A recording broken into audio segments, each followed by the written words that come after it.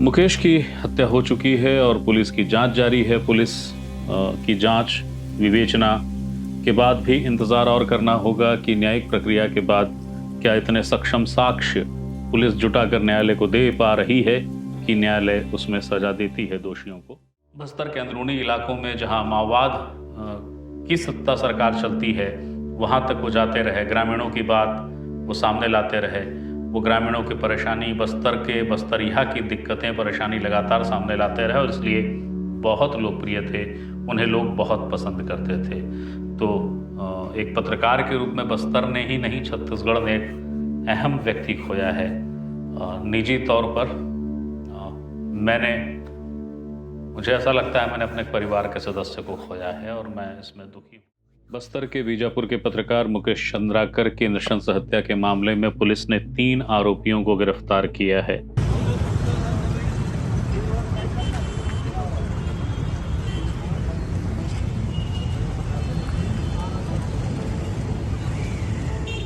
फिलहाल वो देखिए कि सियासत किस तरीके से इसमें अपना खेल खेल रही है, इसमें अपने आरोप प्रत्यारोप के जरिए अपनी उपस्थिति को तलाश रही है। शह और मात भी किस तरीके से हो रही है वो भी गौरतलब है। रितेश चंद्राकर दिनेश चंद्राकर भाई हैं और इन्हीं के बड़े भाई का नाम है सुरेश चंद्राकर, जिनको लेके कई तरह की खबरें रही हैं, दिलचस्प खबरें। सुरेश चंद्राकर ने जो शादी की उसमें अपनी होने वाली पत्नी के घर यानी ससुराल जाने के लिए निजी हेलीकॉप्टर का इंतजाम किया गया था।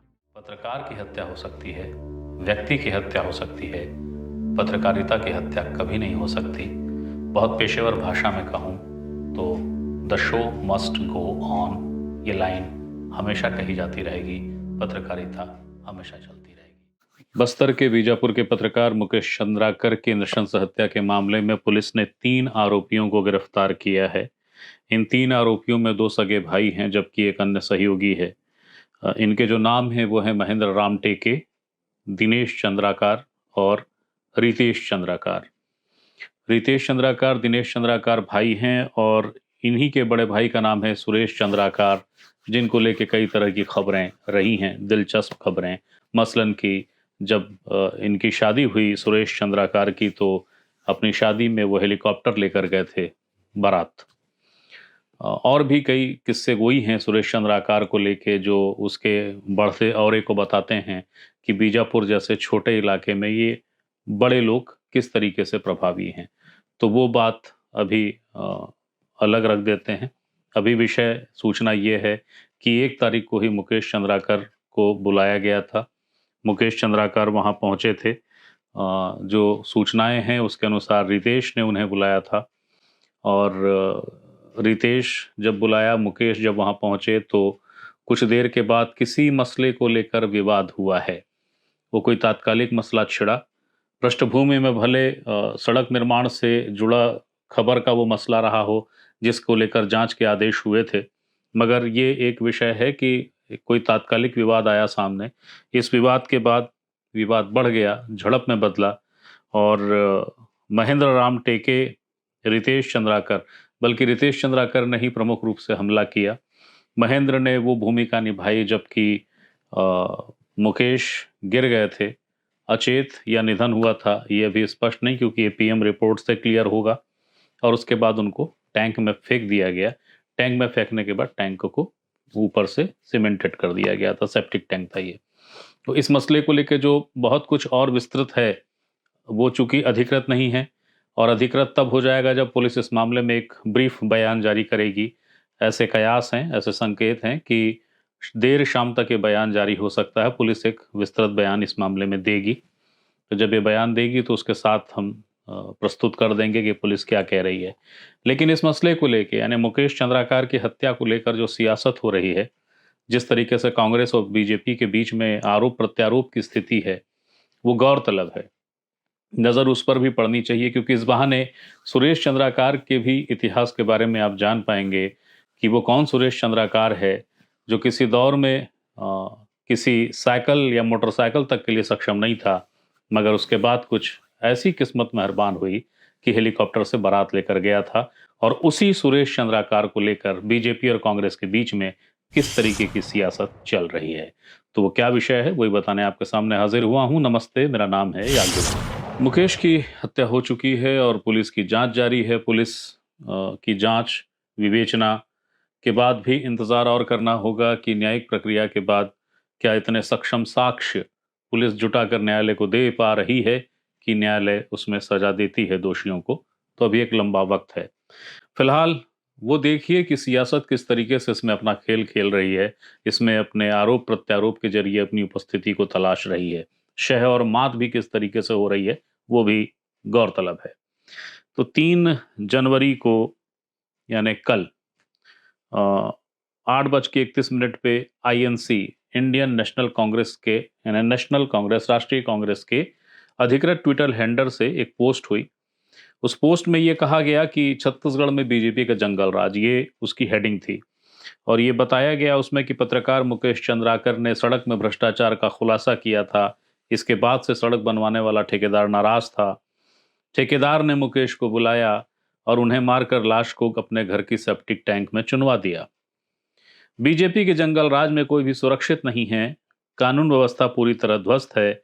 इस खबर को मीडिया दिखाएगा, बीजेपी सरकार से सवाल करेगा, इसकी उम्मीद नहीं है, क्योंकि मीडिया में सब चंगा सी का मोड ऑन है। और आखिरी में लिखा गया कि हमारी मांग है कि इस मामले में सख्त से सख्त कार्रवाई की जाए, पत्रकार मुकेश के परिवार को न्याय मिले। जैसे ही ये पोस्ट हुई है उसके ठीक बाद बीजेपी छत्तीसगढ़ ने एक पोस्ट की कुछ तस्वीरों के साथ। इसी आईएनसी छत्तीसगढ़ के पोस्ट को रिट्वीट करते हुए ये पोस्ट हुई थी। क्रमशः करके लगातार 2 पोस्ट बीजेपी छत्तीसगढ़ से हुई। तो जो पहली पोस्ट थी उसमें जिसको रिट्वीट किया था बीजेपी छत्तीसगढ़ के हैंडल से, उसमें लिखा गया कॉन्ट्रैक्टर है या कांग्रेसी कॉन्ट्रैक्ट किलर। घृणित ये इनके इन प्रकारण की राजनीति के परिचायक कांग्रेसियों, जरा अपने गिरेबां में झांक कर देखो, क्या जल्दबाजी में तुमने अपना ही कच्चा चिट्ठा खोल दिया है। बीजापुर के युवा पत्रकार मुकेश चंद्राकर की हत्या का मुख्य आरोपी कॉन्ट्रैक्टर सुरेश चंद्राकर की कांग्रेस पार्टी का प्रदेश अध्यक्ष के दीपक बैज से उसकी घनिष्ठता है और ये प्रमाणित है, जगजाहिर है। दीपक बैज ने ही सुरेश को कांग्रेस के एससी मोर्चा के प्रदेश सचिव के पद से नवाजा है। मोहब्बत की तथाकथित कांग्रेसी दुकान से तरह तरह के अपराध के सामान बिक रहे हैं। सारे सेल्समैन अपराधी जो हैं। सरगना कौन, राहुल गांधी हैशटैग के साथ जवाब मांगा गया और फिर तस्वीरें वायरल मतलब उसमें उस जो पोस्ट था एक्स में, उसमें दीपक बैज के साथ और भी कई अन्य दिग्गज नेताओं के साथ वो तस्वीरें पोस्ट की गई, जिसमें सौरभ चंद्राकर दिख रहे हैं। मसलन की एक पोस्ट है जिसमें वो किसी अखबार का विज्ञापन है, जिसमें भूपेश बघेल के पहली बार आने पर, जबकि वो मुख्यमंत्री थे भूपेश बघेल, उनकी तस्वीर है। साथ में विक्रम मंडावी की तस्वीर है जो विधायक हैं बीजापुर के, तब भी थे और अब भी हैं। और उनके स्वागत, नंदन वंदन, अभिनंदन की जो एक भाषा शैली होती है विज्ञापन की, वो विज्ञापन है उनके स्वागत में भूपेश बघेल के आगमन पर। और उसमें विनीत में सुरेश चंद्राकर की तस्वीर है, फोटो है और अपील है कि भाई वो आ रहे हैं तो कार्यक्रम बहुत सफल होना चाहिए। तो इस तरीके से ये शुरुआती पोस्ट चली। उसके बाद अमित मालवीय ने बयान जारी किया। अमित मालवीय मतलब बीजेपी के सोशल मीडिया के राष्ट्रीय समिति के प्रमुख। उन्होंने लिखा कि ठेकेदार जिस पर पत्रकार की हत्या का इल्जाम है उसका नाम सुरेश चंद्राकर है। सुरेश चंद्राकर कांग्रेस का बड़ा नेता है जिसे हर चुनाव में कांग्रेस की तरफ से बड़ी जिम्मेदारियां सौंपी जाती हैं। कांग्रेस के वर्तमान प्रदेश अध्यक्ष दीपक बैज के साथ आरोपी। और फिर बहुत सारी तस्वीरें भी यहां से पोस्ट हो गई, अमित मालवीय ने किया। अब इसके बाद भूपेश बघेल ने, जो अब तक शांत थे, उनकी दरअसल 2 पोस्ट आई थी। एक पोस्ट में उन्होंने निंदा की थी और कहा था कि आरोपी कोई भी हो, किसी भी पृष्ठभूमि का हो, उसे सजा मिलनी चाहिए।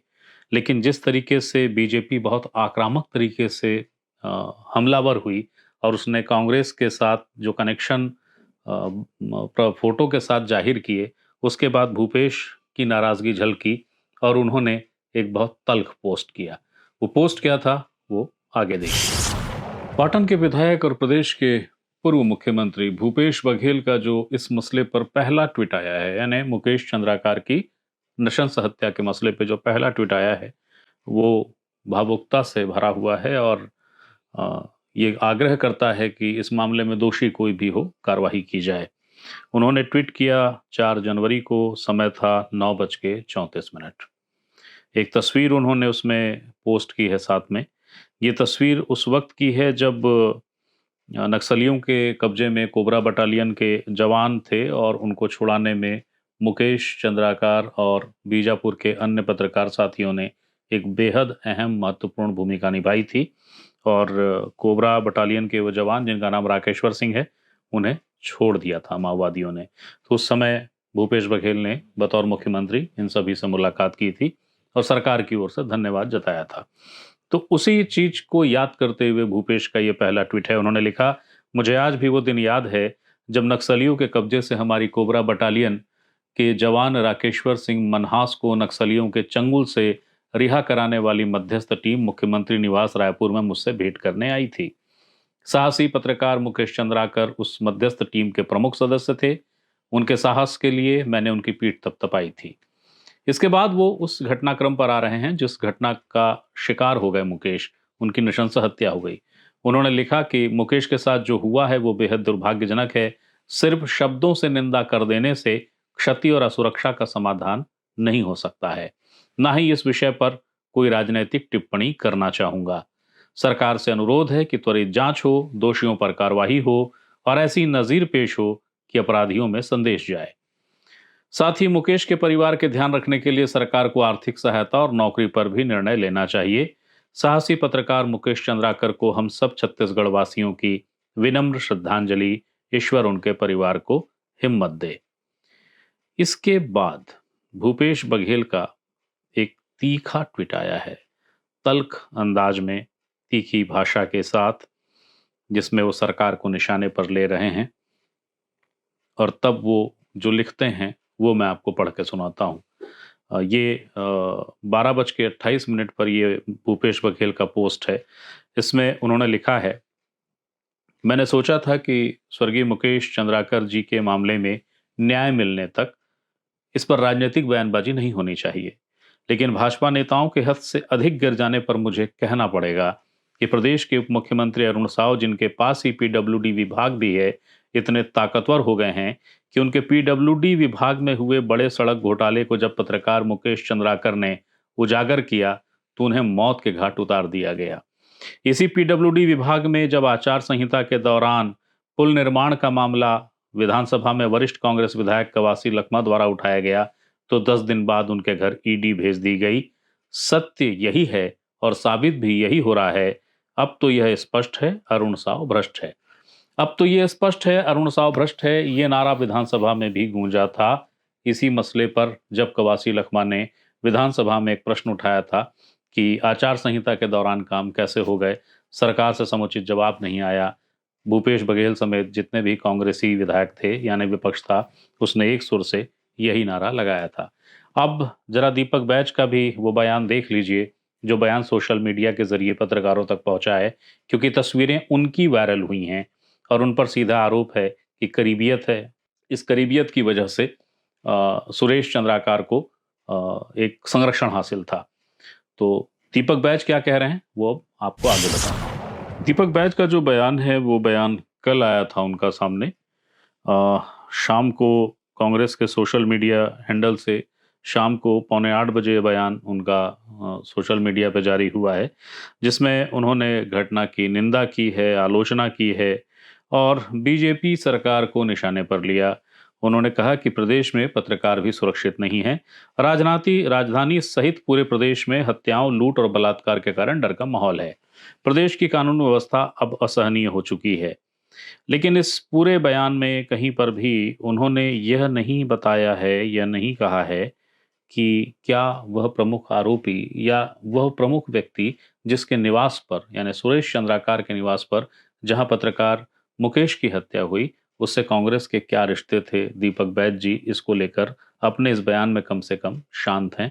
कांग्रेस की ओर से भी कोई बयान अभी तक नजर नहीं आया है जो इस रिश्ते का खंडन करता हो। वो मौन स्वीकृति का लक्षण होता है, ये बात कही जाती रही है। तो दीपक बैज ने आलोचना की है, कटु आलोचना की है, ये कहा है कि इस मामले में कार्रवाई होनी चाहिए, कड़ी कार्रवाई होनी चाहिए।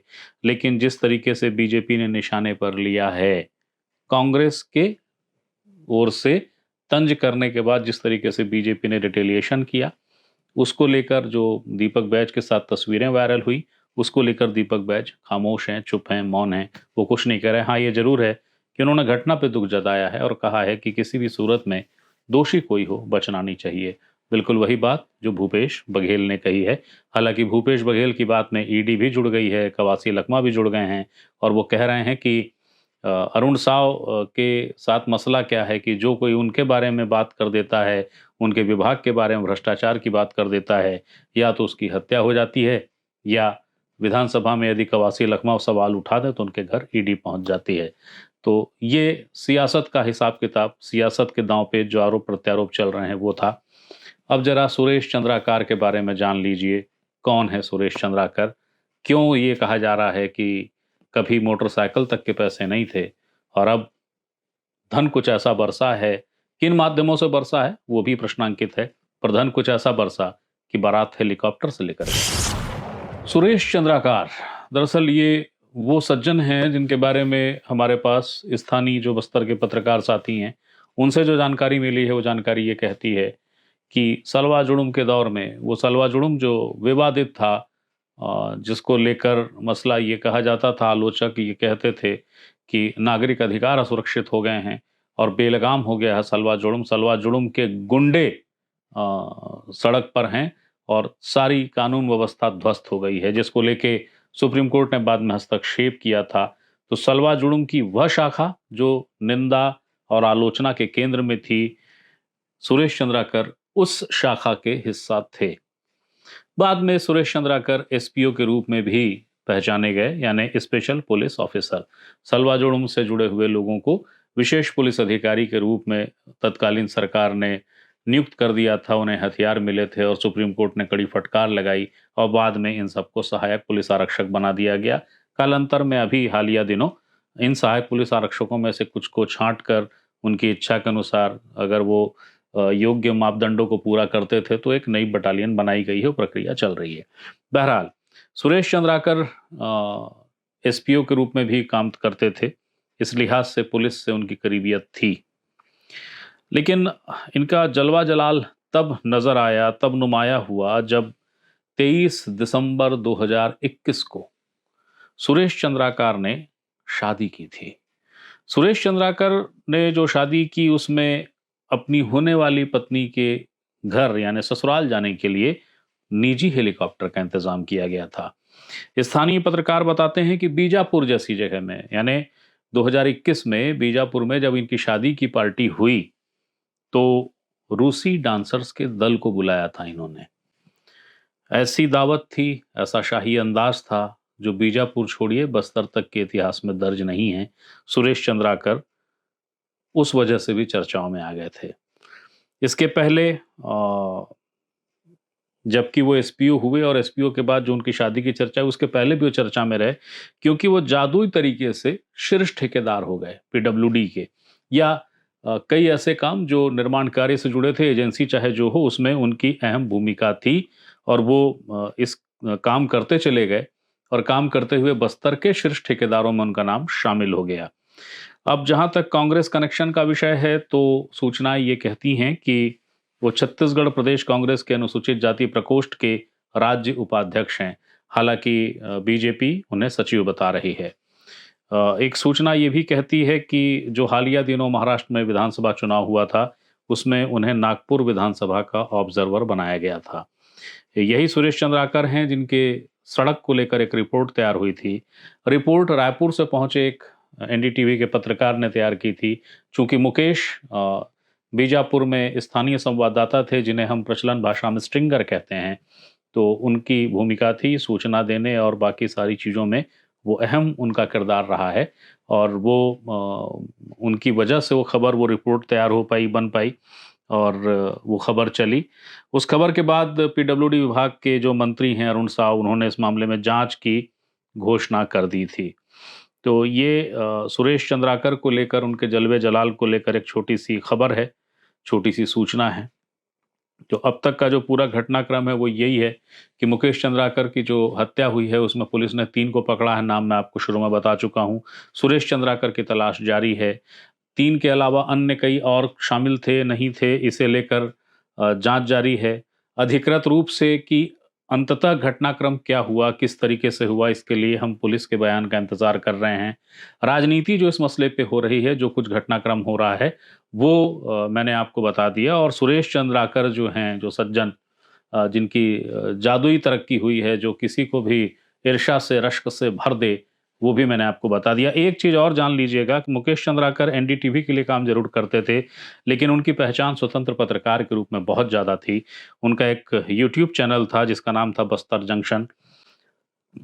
बस्तर के अंदरूनी इलाकों में जहाँ माओवाद की सत्ता सरकार चलती है, वहाँ तक वो जाते रहे, ग्रामीणों की बात वो सामने लाते रहे। वो ग्रामीणों की परेशानी, बस्तर के बस्तरिया की दिक्कतें, परेशानी लगातार सामने लाते रहे और इसलिए बहुत लोकप्रिय थे। उन्हें लोग बहुत पसंद करते थे। तो एक पत्रकार के रूप में बस्तर ने ही नहीं, छत्तीसगढ़ ने एक अहम व्यक्ति खोया है। निजी तौर पर मैंने मुझे ऐसा लगता है मैंने अपने परिवार के सदस्य को खोया है और मैं इसमें दुखी हूँ। सिर्फ मैं ही नहीं, बल्कि कई और साथी, कई और पत्रकार जो वरिष्ठ भी हैं, साथी के भी हैं, युवा भी हैं, सभी दुखी हैं घटनाक्रम से। लेकिन पुलिस जो बयान देगी अधिकृत रूप से, उसका इंतज़ार है, जैसा कि मैं बार-बार कह रहा हूँ। इसलिए घटनाक्रम कैसे हुआ है, इसे लेकर मैं कोई ब्यौरा नहीं दे रहा हूँ। इसके पीछे एक छोटी-सी वजह और है। जनचर्चाएँ बहुत सारी होती हैं, बहुत सारी जनचर्चाएँ हैं, चर्चाएँ आ रही हैं, खबरें सामने भी आ रही हैं, लेकिन पुष्टि नहीं है। अभी जब सब उद्वेलित हैं, सभी दुखी हैं, तो इस मसले पे कोई भी अधकचरी सी सूचना को परोस देना खबर के रूप में, ये खतरनाक भी हो सकता है, ये गलत भी हो सकता है। तो हमारी कोशिश रहती है कि खबरें सटीक पहुँचें, सार्थक तरीके से पहुँचें। और एक बात मुकेश को याद करते हुए, बल्कि सभी पत्रकारों को याद करते हुए जिनकी अलग-अलग समय में, अलग-अलग दौर में हत्याएँ हुई हैं, फिर वो बस्तर के साईं रेड्डी की हत्या हो या अन्य किसी अन्य पत्रकार की, मुझे मेरे वरिष्ठ जिनसे मैंने सीखा है पत्रकारिता का कहरा, यूँ तो मैंने कइयों से सीखा, पर जिनका सानिध्य बहुत लंबे समय तक रहा, वो रुचिर गर्ग जी ने मुझे एक बार कहा था कि याज्ञवल्क्य, पत्रकारिता से कम कुछ नहीं, पत्रकारिता से ज़्यादा कुछ नहीं, यही पत्रकारिता का मूल मापदंड है, इसका हमेशा ध्यान रखना। निश्चित तौर पे इसका ख्याल रखना चाहिए। ये शब्द क्यों कह रहा हूँ, ये बात मैंने क्यों कही है, ये किसी को लक्ष्य करके नहीं कही है। एक पत्रकार के रूप में मैं खुद इन चीज़ों का ध्यान रखता हूँ। और ये भी कि पत्रकार की हत्या हो सकती है, व्यक्ति की हत्या हो सकती है, पत्रकारिता की हत्या कभी नहीं हो सकती। बहुत पेशेवर भाषा में कहूँ तो the show must go on, ये लाइन हमेशा कही जाती रहेगी, पत्रकारिता हमेशा चलती रहेगी। तो एक अहम सूचना थी, एक अहम जानकारी थी, फिर कोई अपडेट होता है, जब प्रेस को पुलिस कोई जानकारी देती है, उन सारी जानकारियों के साथ मैं फिर हाजिर होऊंगा, क्योंकि हर सूचना और हर जानकारी पे अधिकार आपका है, मैं सिर्फ माध्यम हूँ। तो अब दीजिए इजाज़त, किसी नई सूचना के साथ मैं फिर हाजिर होऊंगा। तब तक के लिए प्रणाम।